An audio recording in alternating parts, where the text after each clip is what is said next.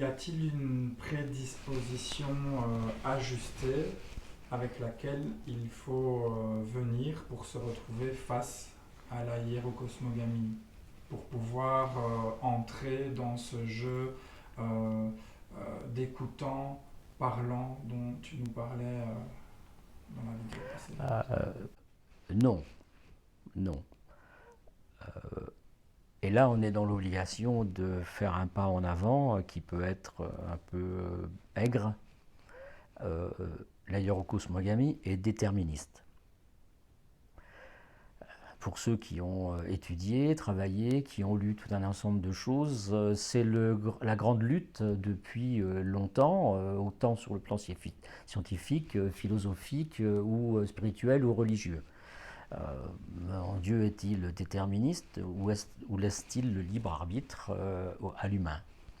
Donc, est-ce que l'humain a un libre arbitre? Est-ce que c'est lui qui décide de ses propres choix?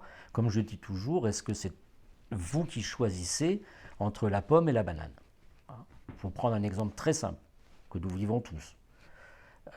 La hiérocosmogamie dit que vous ne le choisissez pas.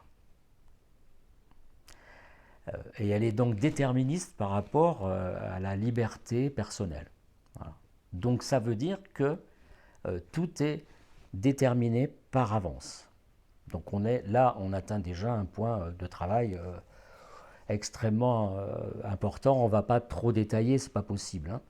Mais donc elle est déterministe. Donc il n'y a pas de place pour le libre arbitre. Là en face de moi il y a un grand schéma que je regarde. En définitive, tout est déjà fait. Mais la hiérocosmogamie n'est pas la première à le dire. Il y a des textes dans la culture indienne qui le disent depuis longtemps.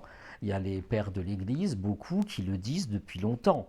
On trouve ça dans la Torah, on trouve ça dans le Coran, on trouve ça dans la Gita indienne. Donc la hiérocosmogamie n'invente rien à ce niveau-là. Elle a juste perçu, en définitive, que oui, il y a un déterminisme et que non, il n'y a pas de véritable libre arbitre.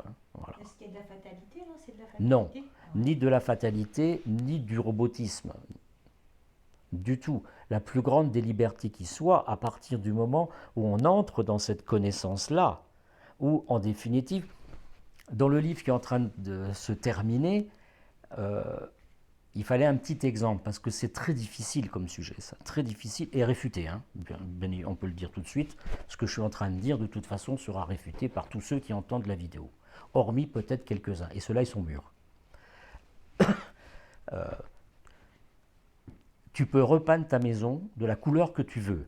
En blanc, en rouge, en vert ou en bariolé. Mais tu n'as absolument pas pris la décision d'acheter cette maison-là. Alors que tu le crois. Parce que dans cette maison-là, il va se passer tout un ensemble de choses pendant longtemps. Voilà. Et elle est placée là où elle doit être placée.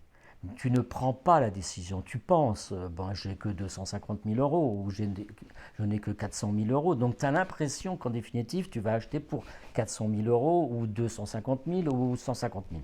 Voilà. Donc j'entends bien ça. J'entends bien ça. Bien sûr, on y passe tous là-dedans. Mais en définitive, non. C'est la maison qui t'incombe. Ça a été vécu avec la maison du pain où, en arrivant devant, on cherchait depuis un bon moment une maison dans laquelle qui pouvait servir à donner des séminaires. Voilà. Et le choc a eu lieu à 50 mètres de la maison où, au fond de la poitrine, il y a eu un éclair de 500 000 orages.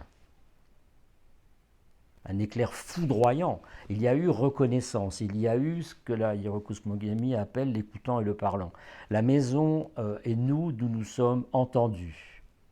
Ça s'appelle, depuis toujours, dans le sens premier du terme, ça s'appelle la sympathie.